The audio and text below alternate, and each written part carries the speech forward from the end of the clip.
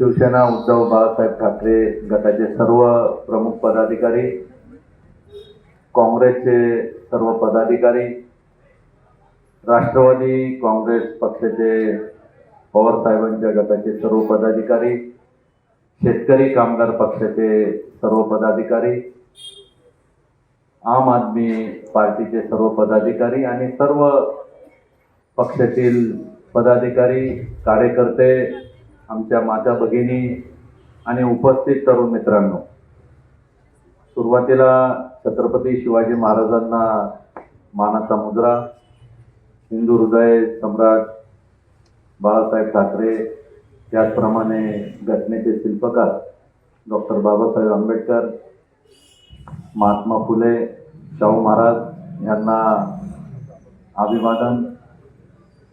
आपल्या या भागाचं भाग्यविधाते डॉक्टर ए अंतुले यांनाही मानाचा मुद्रा आणि पक्षप्रमुख माननीय उद्धव साहेब, राहुलजी गांधी, शरद पवार साहेब, आमचे जयंत पाटील साहेब, डॉक्टर केसरीवाल साहेब, सर्व प्रमुखांना या ठिकाणी मानाचा मुद्रा. खरं वास्तविक पाहता आपल्या लोकसभेची इलेक्शन आता 13 मेला या मावळ लोकसभा मतदारसंघाची इलेक्शन येते आणि यासाठी आपण गाव भेट दौरा आखला होता आणि या गाव भेट दौऱ्यामध्ये मी सर्वप्रथम आमच्या माता भगिनींचं मनापासून कौतुक करतो, त्यांचा आभार मानतो.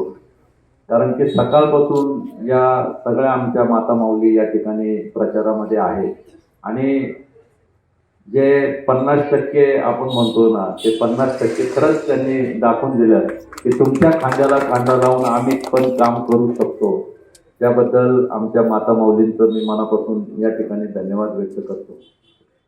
अनेक गावामध्ये आम्ही जात होतो, अनेक गावांच्या ग्रामस्थ असतील, तरुण असतील, वयोवृद्ध असतील, या सर्व मंडळींशी ज्यावेळेस संवाद होत होता आणि त्या संवादामधनं आम्हाला अनेक प्रश्न या ठिकाणी विचारले जायचे. काही ठिकाणी तर आम्हाला असं म्हटलं गेलं की आम्ही तुम्हाला निवडून देऊ, परंतु पूर्वी 10 वर्षापासून आम्ही ज्याला निवडून देतोय तो माणूस काळा का गोरा हे आम्हाला अजूनपर्यंत माहिती नाही. तशा पद्धतीनं तुम्ही आमच्याकडे बघणार का किंवा त्या पद्धतीनं तुम्ही पुढे वागणार का? तर ही भूमिका त्या व्यक्तीने त्या ठिकाणी भर सभेमध्ये मांडली. याच्यावरून तुम्ही लक्षात घ्या की आपण कुठपर्यंत पोहोचलोय. ज्यावेळेस आपण दुसऱ्यांच्या बद्दल बोलत असतो किंवा दुसऱ्यांच्या घरावरती दगड मारत असतो तर आपलंही घर काचेचं आहे हे लक्षात घेतलं पाहिजे त्यांनी. आणि त्यांना या ठिकाणी असं सांगावंशी वाटतंय, मला तर त्यांच्याबद्दल कीव येते की त्यांना जर मतदारसंघातली लोकच माहिती नसतील आणि मतदारसंघातली गावच जर माहिती नसतील तर याच्यापेक्षा मोठी शोकांतिका कुठलीच नाही. त्यांनी त्यांचं आत्मपरीक्षण केलं पाहिजे आणि मग दुसऱ्यांच्या बद्दल बोललं पाहिजे. अहो तुम्ही जे म्हणता की यांना ओळखत नाही, गेल्या 10-12 वर्षापासून या मतदारसंघामध्ये मी फिरतोय. तुम्ही तर आता 10 वर्षापूर्वी आमदार झाले, खासदार झाले, या ठिकाणी खासदारकीला तुम्ही उभे राहिले. त्याच्या अगोदर आम्ही खासदारकीसाठी प्रयत्न करत होतो आणि ह्या सगळ्या गोष्टी करत असताना मी प्रत्येक गावोवाईज, प्रत्येक तालुक्यावाईज मी फिरलेलो आहे आणि मला माहिती आहे. आणि तुमच्या प्रश्नांना उत्तर द्यायला मला असं वाटतं की वेळ पण नाहीये आणि ही वेळ पण चुकीची आहे की तुमच्या प्रश्नांना उत्तर देत बसायची. आपण जे केलेलं काम आहे, आपण जे 10 वर्षामध्ये या भागाचा विकास आणि या भागाचा विकासासाठी आपण मिंदे गटामध्ये गेले. बरं, ह्या मिंदे गटामध्ये गेल्यानंतर आपला विकास किती केला आत्ता तुम्हाला शेवटी वाटायला लागलं की आम्ही विकासासाठी गेलो. अरे पण तुम्ही गेले तर तुमच्या स्वतःच्या स्वार्थासाठी गेले. स्वतःचं जे काही कमवलेलं आहे ते लपवण्यासाठी त्या ठिकाणी गेले. हे असे काही मंडळी जे आहेत की हे दुसऱ्यांच्या बद्दल बोलतात. तर आपणही आपलं आत्मपरीक्षण या मंडळींनी खरंच केलं पाहिजे. आणि या भागाचा विकास करत असताना खरं कुणी केला तर AR अंतुले यांनी केला. या भागामध्ये जर समजा तुम्हाला इंडस्ट्री जी आणली ही काय तुम्ही 10 वर्षापूर्वी इंडस्ट्री नाही आणली. आणि हे या भागामध्ये किंवा ही लोक म्हणतात की आम्ही म्हणजे चंद्रावरती माणूस पाठवला. अरे चंद्रावरती माणूस तर इंदिरा गांधी असताना गेला आणि त्या ठिकाणी जाऊन त्यांनी सारे जहां से अच्छा हिंदुस्तान हमारा हे सुद्धा त्यांनी त्यावेळेस सांगितलंय. तर या बाबतीमध्ये आपण थोडंसं त्यांनी म्हणावं आत्मपरीक्षण करा आपलं.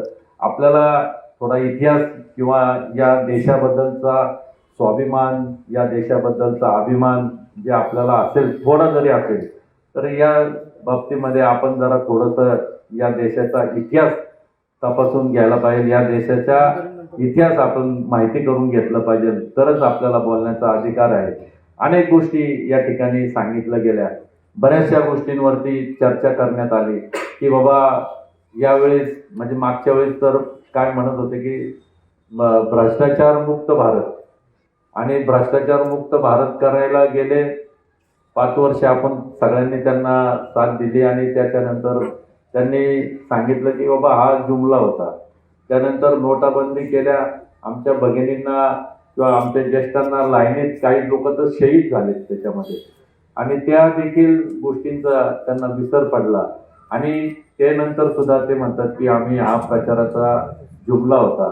आणि आता तुम्ही सांगा की ज्यावेळेस आमच्या तरुणांना कितीतरी लाख लोकांना तरुणांना नोकऱ्या आम्ही दरवर्षी देऊ, किती लोकांना नोकऱ्या मिळाल्यात याची मोदींनी गॅरंटी द्यावी.